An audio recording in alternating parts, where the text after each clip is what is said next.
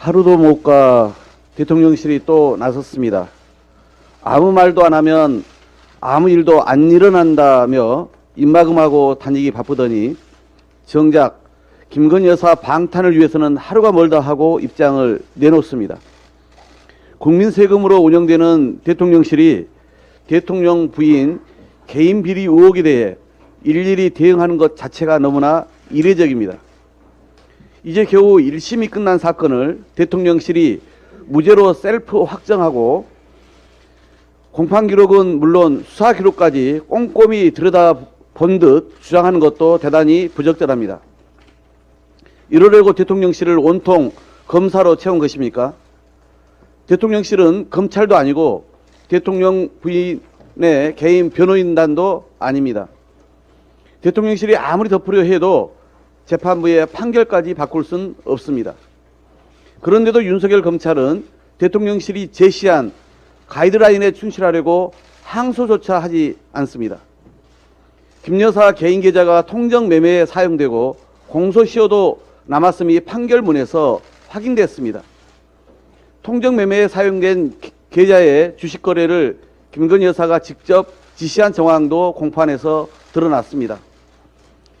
1단계, 2단계 주가 조작 모두에 계좌가 사용된 것은 김건희 여사와 장모인 최은순 씨밖에 없다는 사실도 판결문에 직접 적시됐습니다. 과연 김건희 여사가 그냥 일반 국민이었다 해도 이런 1심 판결에 대해 그냥 넘어갈 수 있겠습니까? 지금 윤석열 검찰을 누가 믿을 수 있습니까? 공정은 이미 무너졌습니다.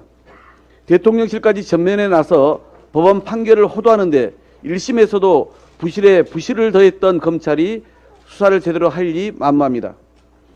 민주당은 김건희 여사 주가 조작에 대한 국민특검을 꼭 관철하겠습니다. 정의당도 윤석열 검찰 수사를 더는 기대하지 말고 김건희 여사 특검에 조속히 동참하기 바랍니다. 압도적 국민의 뜻을 외면하지 말아야 할 것입니다. 50억 클럽과 김건희 여사 부실 수사로 국민의 지탄이 커지자 검찰이 다급해진 모양입니다. 급기야 제1야당 대표에 대한 구속영장 청구 얘기를 흘립니다. 이재명 대표는 이미 3번이나 소환에 당당히 응했습니다. 검찰이 이미 기소 방침은 정해놓고선 부정적 이미지와 여론을 키우기 위한 연이은 소환임을 알고도 의연하게 출석했습니다. 작은 회사나 조직의 대표일지라도 범법 사실이 명확하지 않거나 중대하지 않으면 체포하거나 구속하지 않습니다.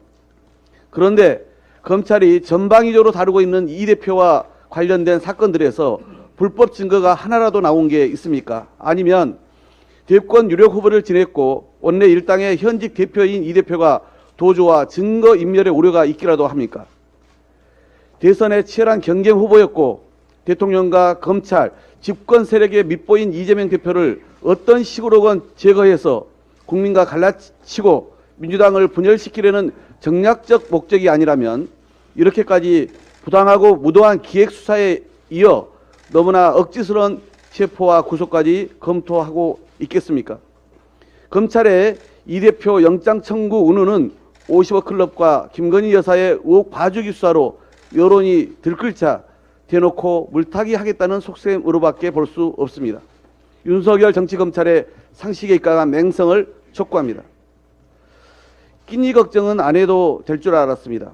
그런데 직장인들이 만원 한 장으로 먹을 수 있는 메뉴는 하늘의 별 따기이고 갈비탕은 누가 한턱 낼 때나 먹는 메뉴가 되었습니다.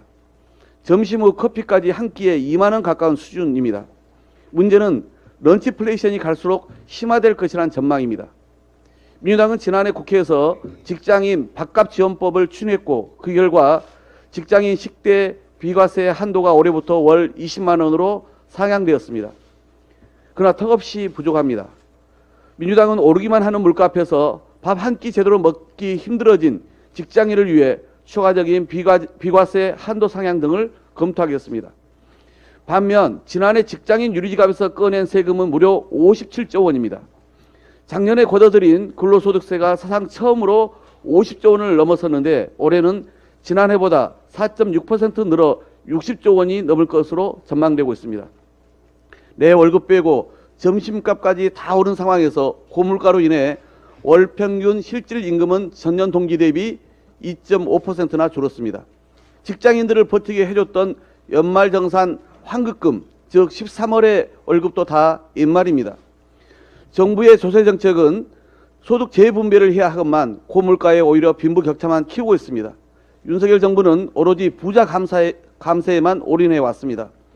물가 상승에 따른 부가가치세 증가, 유리지갑 직장인의 세부담 증가 등 사실상 역진세 부담만 늘려온 셈입니다. 실질 임금은 줄었는데 정부가 직장인 근로소득세를 전년보다 10조 2천억 원 더 걷어들였다면 이는 사실상 중산층 증세로 봐야 합니다. 윤석열 정권이 초부자 감세로 세수를 줄여놓고 구멍난 세수를 직장인들 유리지갑 털어 채운 셈입니다. 그래서 직장인들은 실질 소득은 줄어드는데 세금은 늘어만 가니 우리가 복이냐며 불만을 쏟아내는 것입니다. 볼모가 되어버린 대한민국 유리지갑들을 대신해서 묻습니다. 윤석열 정부의 특단의 조치를 촉구합니다. 이상입니다.